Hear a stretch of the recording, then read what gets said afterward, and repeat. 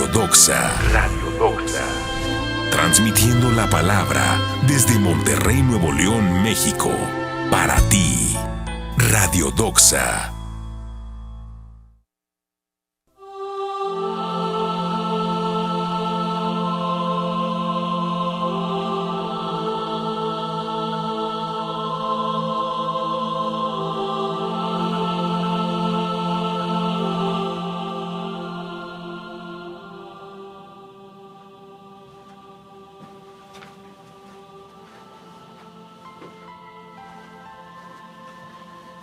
Buenos días, hermanos, gracias por sintonizarnos, estarnos acompañando el día de hoy. Ya estamos listos para hacer la meditación del Evangelio.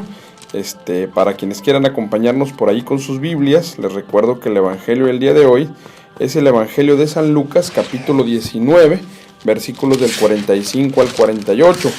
Por aquí ya lo andamos, nada más que no lo tenía yo en mi Biblia aquí apuntado, pero ya aquí está, del 45 al 48.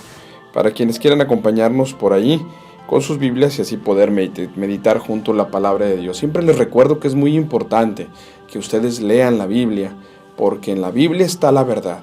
No la verdad la tengo yo, lo que yo diga después de leer las Sagradas Escrituras, pues es solamente mi meditación, esperando que lo que yo haya meditado, lo que a mí el Señor me haya dicho, te sirva a ti para enriquecer tu meditación, lo que a ti Dios te dice. Entonces es muy importante que ustedes la lean, para que no se distraigan, la vista no los engañe y puedan ustedes estar concentrados leyendo, viendo qué es lo que dice Dios nuestro Señor. Se vale leerla 2, 3, 4 veces. Si no la entiendo, volverla a leer. Les digo siempre a la gente que esto lo pueden hacer en sus casas o en un lugar donde ustedes puedan hacerlo, que hagan un ejercicio, que primero lean la Sagrada Escritura una vez, piensen un momento, mediten. ¿Quién de los personajes de todos de ahí son ustedes? Y luego ya digas, ok, soy fulanito de tal, o soy un espectador más ahí de los que estaban al lado de Jesús. Que te imagines en el personaje quién eres. Y luego lo vuelvas a leer. Pero ya lo vas a leer ahora estando tú en el personaje. Ya eres parte de la historia. Y luego lo vuelvas a leer por una tercera ocasión. Y entonces veas cómo vas a reaccionar tú dentro de la historia. Y eso te va a poder ir más o menos haciendo entender qué es lo que Dios va queriendo de ti. El Espíritu Santo te irá moviendo para que tú vayas entendiendo qué es lo que quiere Dios de ti para esta meditación. Esto lo podrás hacer pues en tu casa en cualquier otro momento, y que te ayudará un poquito a ir discerniendo ahí qué es lo importante, qué es lo que Dios te habla a ti y qué es lo que tú quisieras hacer por Dios nuestro Señor. Es un ejercicio que te podrá ir ayudando a irte metiendo un poquito más a las Sagradas Escrituras y viendo ahí que Dios te habla. Bueno, pues vamos a ponernos en presencia de Dios nuestro Señor, mis queridos hermanos, para empezar a hacer la meditación del Evangelio el día de hoy y así poder empezar nuestro día, el día de hoy, llenos de gusto, de júbilo y alegría, porque Dios nuestro Señor nos acompaña siempre. Vamos a ponernos en presencia de Dios. En el nombre del Padre, del Hijo y del Espíritu Santo. Amén. Buenos días, Señor, te doy gracias porque nos das la oportunidad de reunirnos una vez más en tu nombre. Te pido, Señor, que te apiades por cada uno de nosotros, que perdones nuestros pecados, que nos lleves siempre a vivir la gloria de tu reino, que nos permitas coincidir y buscar el sacramento de la reconciliación para encontrar ahí paz y amor en tu misericordia, en tus ganas de amarnos. Bendito seas, Padre Santo, y danos esa sabiduría que necesitamos todos los días. Te lo pedimos en el nombre de tu Hijo Jesucristo, nuestro Señor. Amén. Del Evangelio de San Lucas, capítulo 19, versículos del 45 al 48. Jesús entró después en el recinto del templo y comenzó a expulsar a los comerciantes que estaban allí actuando. Les declaró: Dios dice en las Escrituras, mi casa es casa de oración, pero ustedes la han convertido en un refugio de ladrones. Jesús enseñaba todos los días en el templo. Los jefes de los sacerdotes y los maestros de la ley buscaban el modo de acabar con él, al igual que las autoridades de los judíos, pero no sabían qué hacer, pues todo el pueblo lo escuchaba y estaba pendiente de sus palabras. Esta es palabra de Dios. Y bien, mis queridos hermanos, pues en el Evangelio del día de hoy podemos ver dos contrastes de sentimientos de Jesús, que nuevamente nos vuelve a mostrar su humanidad, dentro de la divinidad de Dios nuestro Señor, ¿se acuerdan que tiene las dos naturalezas, la divina y la humana? Nos demuestra su sensibilidad ante las cosas que pasan en el mundo. Primero, fuera de Jerusalén, lo veíamos el día de ayer, lloraba por Jerusalén y decía, ojalá y ustedes se convirtieran. Estaba tan angustiado por su ciudad, por triste, por ver todo lo que sucedía. Y entra hoy a este templo y ve los mercaderes y los expulsa con grande fuerza. Pareciera que aquella persona que estaba triste hace un rato o el día anterior por su ciudad, hoy llegaba muy enérgico, tratando de sacar a los mercaderes del templo. Y luego les dice a los del templo, les dice ahí que su casa es casa de oración, que la casa de su padre es casa de oración, y que ustedes la han convertido en refugio de ladrones. Y bien, mis queridos hermanos, y fíjense, yo aquí veo dos cosas. Bueno, yo no me imagino que los comerciantes serían los ladrones. Más bien yo pienso los comerciantes aprovechaban una oportunidad en donde poder hacer negocio. Obviamente miscuidos con los maestros de la ley que tenían su negocito redondo por ahí, ¿verdad? Pues oye, si aquí están y necesitan esto, pues vendámoselos. Jesús no se refería, por lo menos así lo quiero ver yo, no se refería al robar el dinero ni a que estuvieran haciendo negocio dentro de la casa de Dios, sino más bien se refería a que robaban la verdad de la enseñanza de lo que Dios, para lo que Dios nos había creado. La casa de Dios, lo dice Jesús, es casa de oración. ¿Qué es la oración? Un diálogo íntimo y personal con Dios nuestro Señor. Entonces, cuando yo dialogo y voy a esa búsqueda de ese diálogo, me encuentro con Dios. Entonces, la casa de Dios es para orar, para comunicarme con Él y tener un encuentro con Dios. Si yo le pongo distractores, le pongo la venta de las palomitas, de los dedos para hacer los sacrificios, los holocaustos, para, en fin, hacer 1000 cosas, todo lo que necesitaba la gente para ofrecérselo a Dios, pues entonces voy sacando el contexto realmente de lo que es el templo para lo que lo uso. Y en la actualidad, mis queridos hermanos, pues sigue pasando esto. Esto no pasaba solamente en los tiempos de Jesús, hoy en día sucede lo mismo. Vamos a misa, estamos pendientes del teléfono, quiero checar en mi Facebook quién me contestó, déjame le respondo el mensajito que me están mandando, estoy viendo al de al lado, platico con la que está a mi lado, y estás viendo en misa y están plática y plática, y no están en misa, están robándole el tiempo a Dios nuestro Señor. Ustedes son partícipes de estos mercaderes que estaban ahí en el templo. Ustedes se han convertido en esta gente que va a robarle el tiempo a Dios nuestro Señor, y que han convertido ustedes mismos la casa de Dios en refugio de ladrones. Se oye muy fuerte, hermano, pero es la verdad. Y no solamente te robas el tiempo tú y al que está al lado, distraes al de atrás, distraes al de adelante. Y estás robándole un momento tan especial a la gente de conectarse con Dios. Por eso Jesús decía, lo han convertido en refugio de ladrones. Por eso Jesús un día antes lloraba por Jerusalén, veía cómo estaban en la perdición y no encontraban realmente a Dios para seguirle, estaban cegados. Hoy seguimos cegados, hermanos, no le encontramos un significado a la misa. No sabemos ni siquiera a qué vamos a misa. No sabemos ni por qué está la misa. Oigo comentarios tan tristes de decir, mira, el padre venía tan bonito de blanco la vez pasada, hoy viene de morado. No, si tiene varios trajecitos el padre, porque la otra vez me acuerdo haberlo visto de rojo y luego de verde. Y le digo, hermano, le dije, pues son los momentos litúrgicos. De acuerdo al momento litúrgico que estamos viviendo, es el color que se viste el sacerdote. ¿Para qué? Para recordarnos que ya estamos en ese tiempo litúrgico. Y se me quedan viendo y me pelan los ojos. Hermano, pues es que hay que informarnos. Tenemos toda una serie de símbolos que hemos ido perdiendo en el camino, Y me he dado cuenta de otros que me da tanta lástima hoy ver templos que no son así. Les voy a poner un ejemplo. Un día fui al centro de México, en donde se encuentran pues las iglesias más antiguas, las iglesias que tienen más años. Y entonces me encuentro en la entrada a la iglesia una puerta muy chiquita en la cual tienes que agacharte para entrar. Luego en la entrada de la puerta de la iglesia me encontraba un recinto con otra puerta, o sea, parecía como un recibidorcito. Y luego pasabas esa puerta y entrabas al templo. El templo estaba hacia lo largo, al final el altar, y hacia los costados otras 2 hileras de bancas, tanto para un lado y para el otro. Y en el centro, del lado derecho, viéndolo de frente, estaba una casita de madera redonda arriba llamada púlpito. Y entonces decía yo, qué bonita iglesia, mira, pues así se construían antes. Y había una persona ahí que pues te daba la explicación de la iglesia, quién la construyó, cómo se construyó. Y me acerco a preguntarle que pues qué bonita iglesia, que cuántos años tenía. Y ya me empieza a dar la historia y le digo, me llama mucho la atención que haya una puerta chiquita. Estando tan hermosa la iglesia y tan grande, ¿cómo es que hay una puerta tan chiquita para entrar? ¿No calcularon bien o qué?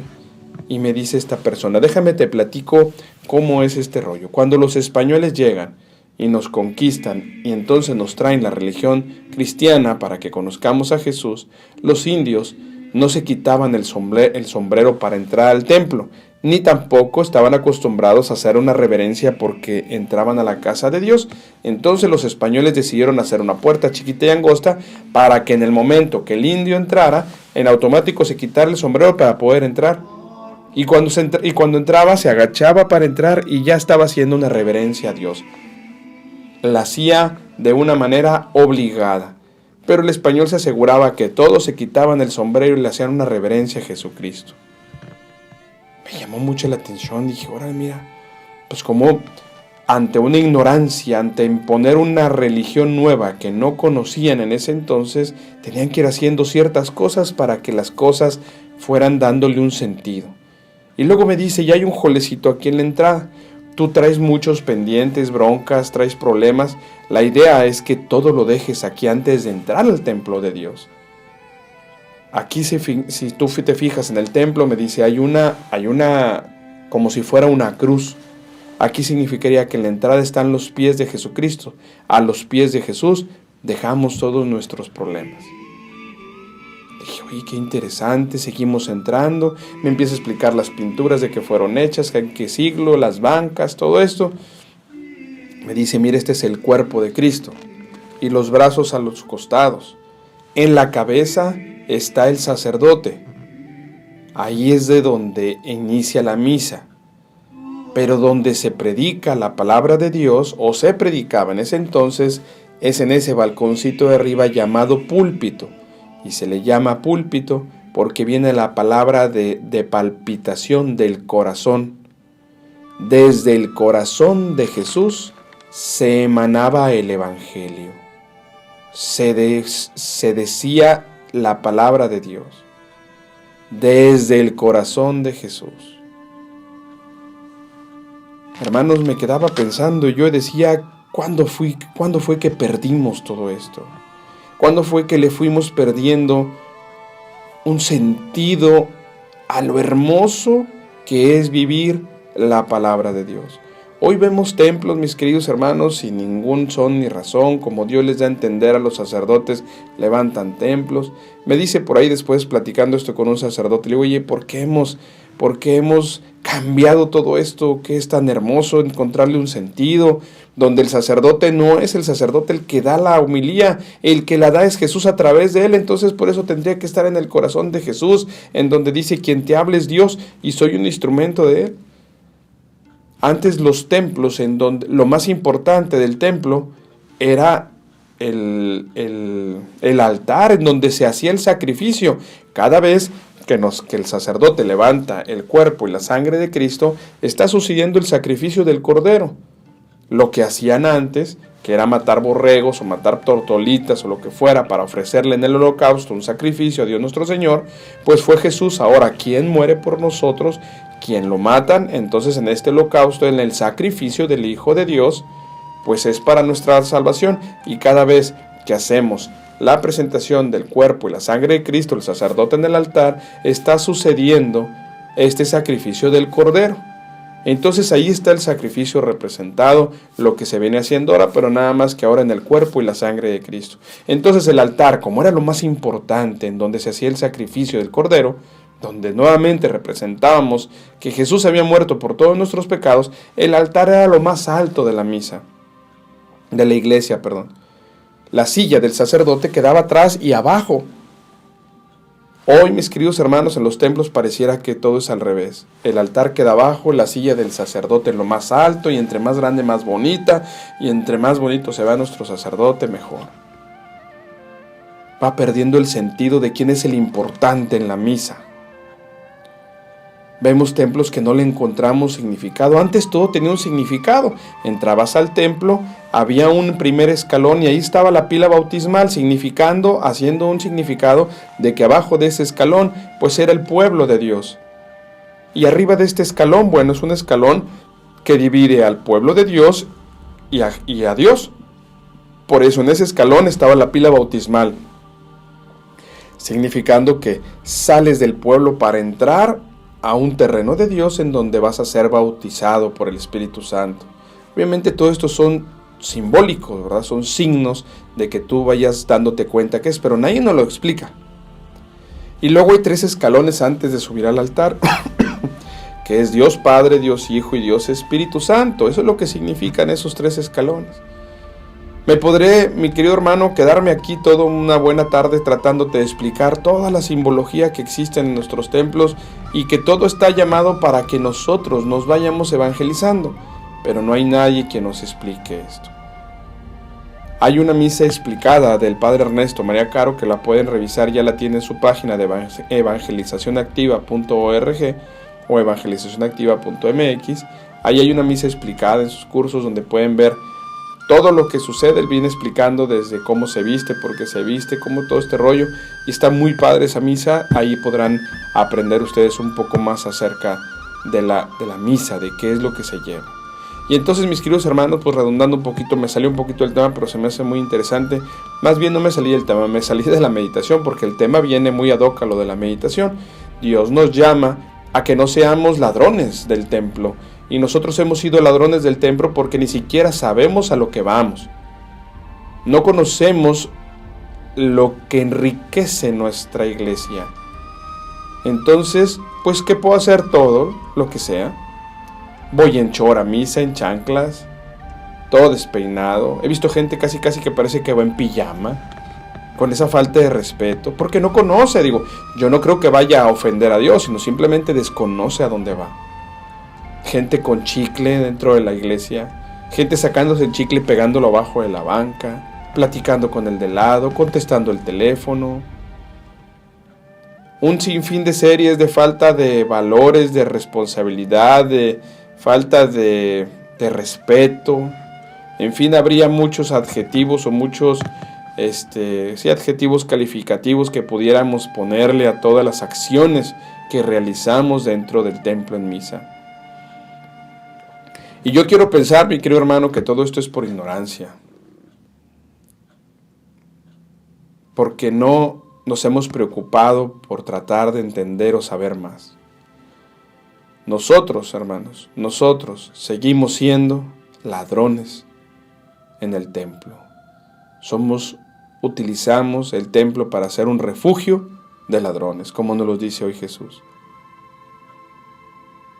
¿No has contestado el teléfono en misa? ¿No has mandado un mensaje? ¿No has checado tu Facebook dentro de misa? ¿No platicas con el de lado? ¿No estás distraído en otra cosa en lugar de estar escuchando misa? Cuando sales de misa, ¿te acuerdas de qué se trató el Evangelio? Cuando estás con nosotros aquí meditando el Evangelio, ¿te acuerdas el día de hoy de qué se trató el Evangelio? El día de hoy, a mediodía o en la tarde, podrás decirle a alguien de qué se trató el Evangelio el día de hoy. Haciendo una pequeña encuesta saliendo del templo, que un padre una vez nos lo pidió, hicimos una encuesta a la gente diciéndole que se había tratado el Evangelio el día de hoy. Eso se lo he dicho en otros temas anteriores. Y nos decía la gente todo lo que pensaban que había sido la misa menos el Evangelio. Entonces nos dimos cuenta que se quedaban con los ejemplos que ponía el padre. O sea, obviamente otra vez vuelvo a lo mismo. El Padre tratando de ser el centro de la meditación, ¿verdad? El centro de ahí. Yo tengo mi silla arriba, mira qué bonito hablo, mira qué bonitos ejemplos te pongo, pero no voy y no profundizo en la palabra. Entonces nos quedamos y le decía, Padre, pues mira, estas son las encuestas que sacamos. Todo el mundo se acuerda de tu chiste, todo el mundo se acuerda de tu broma y todo el mundo se acuerda de tus anécdotas, pero no se acuerda de la palabra de Dios. Creo yo, pues por lo que nos pediste hacer, que tus homilías deberían estar enfocadas a la palabra de Dios. Qué bueno que le pongas una anécdota o un chiste para atraer la atención de la gente, pero que lo principal dentro de tu meditación sea la palabra de Dios. Eso es lo que yo veo. No sé qué veas tú, aquí está lo que me pediste de encuestas y tú ves. Obviamente yo creo el Padre haciendo una profunda reflexión en lo que estaba viendo que nos pide. Yo me imagino que lo pide precisamente por ver cómo se comportaba la comunidad. Poco a poco fui viendo cómo el Padre fue cambiando su sistema de enseñanza de la homilía, y toda su homilía iba enfocada a la palabra de Dios, a profundizar en la palabra, a que lo importante era lo que Dios decía, no lo que el sacerdote tenía que opinar de su vida privada y de su experiencia. Qué bonito que compartamos nuestras experiencias, pero aquí se trata de lo importante que nos dice Dios. ¿Quién es el importante? Dios. Dirán, Alberto, tú estás haciendo lo mismo. Yo estoy de acuerdo, pero yo soy un laico. Estamos meditando el Evangelio. Estoy tratando de ver qué nos dice Dios o qué me dice Dios a mí. Y en base a la experiencia, cosas que hemos hecho, bueno, pues las vamos metiendo dentro aquí para que entendamos. Y tratamos de profundizar en la palabra, para que entendamos el contexto. Y te pongo ejemplos para que lo entiendas, pero profundizando en la palabra, en lo que Dios nos dice, que no seamos ladrones, que no utilicemos el templo para hacer refugio de ladrones. ¿Cuánta gente va a misa solamente para limpiar su conciencia? Para decir, ya fui a misa, yo ya cumplí. Pues no era cumplir, compadre, era qué aprendiste. ¿Qué te vas a llevar de acción para que en la semana lo apliques y seas mejor persona? Pero si no te acuerdas ni de qué evangelio es hoy, más yo te preguntaría, ¿cuál es el evangelio de ayer? ¿De qué trató? Iniciando la meditación de este evangelio te recordé algo. Que Jesús lloró por Jerusalén. ¿Pero te acuerdas qué más decía? ¿Por qué no nos acordamos? Porque no lo hacemos vida. Porque no tengo una acción que hacer en el día para hacerlo vida. Y entonces cada vez que yo me propongo hacer algo en el día de acuerdo a lo que Dios me dice hoy, pues entonces esa acción me va a llevar a acordarme del evangelio del día de hoy y lo voy a memorizar. Y entonces podrás decir, claro, lo recuerdo en el evangelio de Lucas, capítulo 19, versículos no me acuerdo qué fue, Jesús se adelantó prendiendo, fueron los versículos anteriores, por ahí del 35, 25. Entonces te podrás acordar de decir, en el evangelio de San Lucas, capítulo 19, versículos por ahí del 25, nos decía Jesús que él lloró por Jerusalén, con esta tristeza que le embargaba porque Jerusalén todavía no se había convertido y era su tierra. Entonces, ¿y tú qué rollo? ¿Tú cómo sabes? Bueno, pues es que yo lo hice vida. A mí, el ejemplo que me traje ese día, bueno, pues es que a mí también me entristece que en mi casa no conozcan a Dios. Y entonces parte de la tarea que me di hoy, pues era tratar de hacer acciones para que la gente en mi casa supiera que Dios existe. Empecé a bendecir los alimentos, me puse de tarea toda esta semana a bendecir los alimentos. En mi casa no tenemos esa costumbre. Y le pedí a mi familia que bendijéramos los alimentos y todos, qué raro, pues a ver, hazlo. Y ya lo hice y me preguntaron qué rollo. No, pues es que fíjate que estoy escuchando un poquito ahí la palabra de Dios. Me quedó claro que Dios se pone triste porque no le conocemos. Y pues, ¿cómo le vamos a conocer si ni siquiera hacemos nada por él? Pues vamos a empezar por bendecir los alimentos. Es algo muy insignificante, pero creo yo que es un pequeño cambio en mi casa.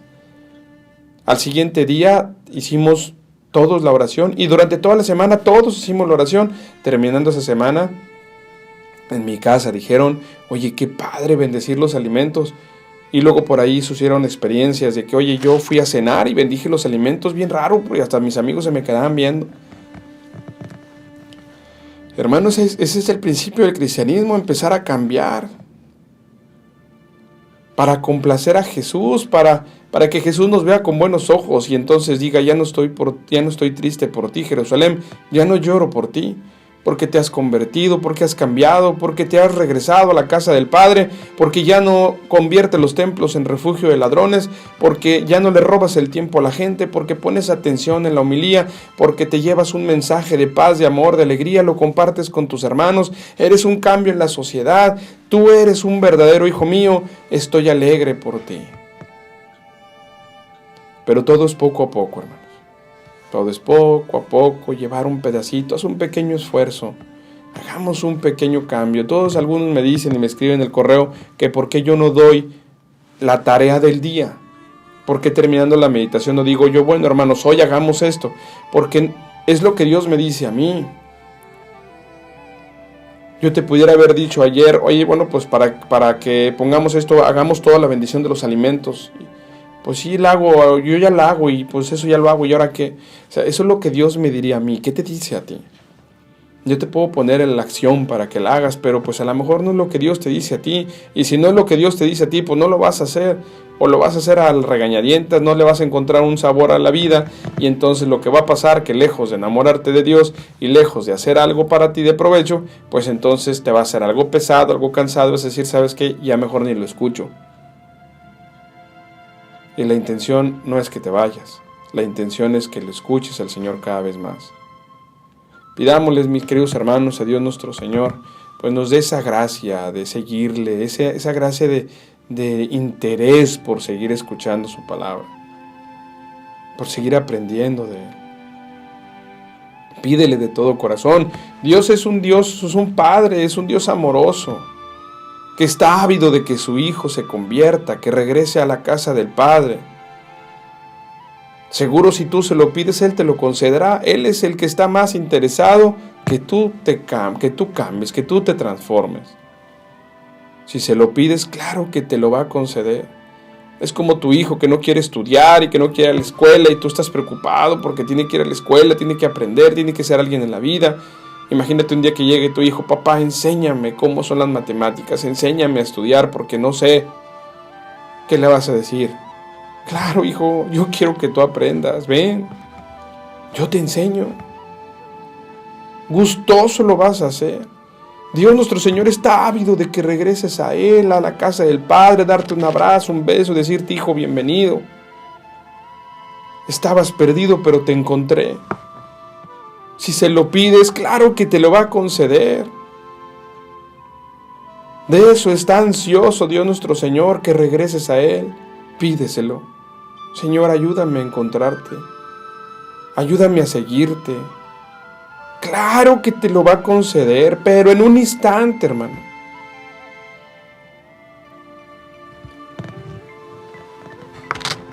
Llévate una acción del día, hermano. Algo chiquito, di, hoy voy a hacer esto. Si ya no nos vas a escuchar mañana, nada más tienes la costumbre de escucharnos los viernes o los lunes, pues llévate esa misma acción toda la semana. Si nos escuchas todos los días, bueno, pues todos los días hazte una pequeña acción y vas a ver cómo tu vida cambia. Para bien, siempre va a ser para bien. Y Dios nuestro Señor te regalará su gracia, porque Él sabe que te estás esforzando para seguirle. Y voy a volver a hacerles otra vez esta misma cita bíblica, que lo dice Dios nuestro Señor, lo dice Jesucristo en sus evangelios. Si tú que eres malo sabes darle cosas buenas a tus hijos, imagínate cuántas cosas no te dará mi Padre que está en el cielo, que Él es perfecto, que Él es amor. Llevémonos, mis queridos hermanos, siempre una acción a realizar en nuestras casas, que hoy hagamos conciencia que estamos haciendo en nuestros templos. ¿Qué vamos a hacer ahí?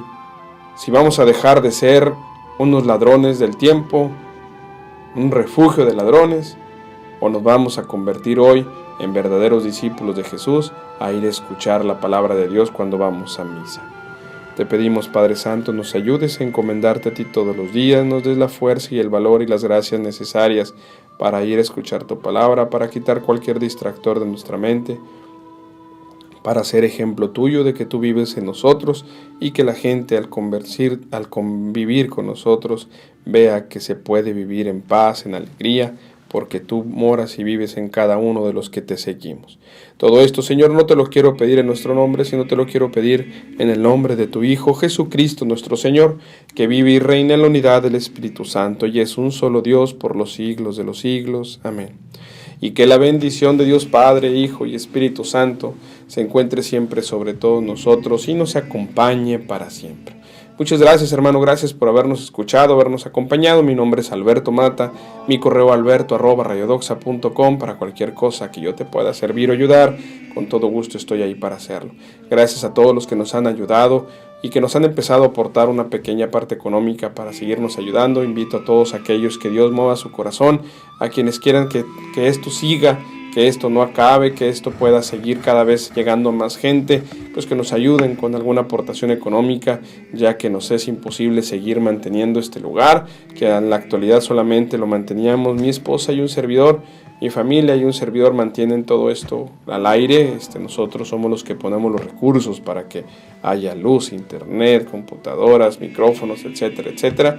Durante 2 años lo hemos estado haciendo y pues ha llegado un momento en que de repente es difícil, queremos hacer más cosas, las cosas se empiezan a dañar por tanto uso y hay que seguirlas cambiando. Y pues nos ha sido imposible seguir con esta labor. Y bueno, hay gente que se ha empezado a unir a esta labor, a empezarnos a ayudar, y les agradezco un chorro. Necesitamos mucho más, teníamos muchas cosas en puerta por hacer y pues quisiéramos que hoy nos ayudaras a hacerlo. Ya somos una asociación civil, nos transmitiendo la palabra AC para que sea más transparente los donativos que nos puedas dar. Son deducibles de impuestos. Si tú requieres un recibo, te lo podemos dar y ese recibo lo podrás recibir, no importa en qué parte del país te encuentres. Es una factura electrónica, tú nos haces el depósito, hacemos llegar por vía correo electrónica tu factura, donde puedas deducirla, que sea deducible de impuestos, y así tú puedas obtener también un beneficio. Si no tienes negocio y nadie nos quieres dar un donativo, bueno, también lo puedes hacer. Ya están trabajando en la página para que haya los diferentes tipos de formas de hacer un donativo, ya sea por tarjeta de crédito, transferencia bancaria, depósito en cuenta, envío de cheques, money orders, en fin, en todos los medios de aportación económica. Yo espero que en una semana más ya esté listo eso para que se te facilite más. Por lo pronto, si estás interesado, pues mándanos un correo a alberto@radiodoxa.com. Te mandaremos por ahí la cuenta de banco, las transferencias bancarias. Tenemos una cuenta en Estados Unidos y una en México, donde pudieras tú hacernos un donativo, en donde tu donativo se convertirá en evangelización y ya estarás siendo partícipe del reino de Dios, porque dirás: yo no tendré el don de hablar, no tendré el carisma de evangelizar, pero con tu aportación económica estás siendo parte de la evangelización, porque gracias a ti continuarían todos estos medios llevando la palabra de Dios al quien más lo necesita, y serás partícipe de una evangelización. Muchas gracias, hermano. Dios te bendice. Nos vemos pronto. No te vayas, quédate aquí con nosotros, porque en Radio Doxa queremos llegar a tu corazón. Feliz viernes, bonito fin de semana. Ánimo, Dios está contigo, y aprovecha toda la oportunidad y cada momento de tu vida para darle gloria a Dios, alabarlo, bendecirlo y darle gracias por todo lo que Él ha hecho por ti. Dios te bendice, hermano. Nos vemos pronto. Hasta luego.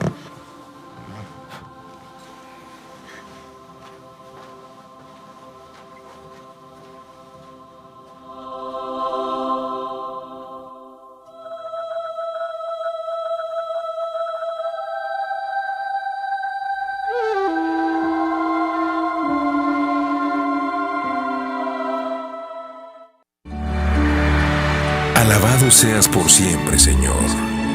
Estás escuchando Radio Doxa.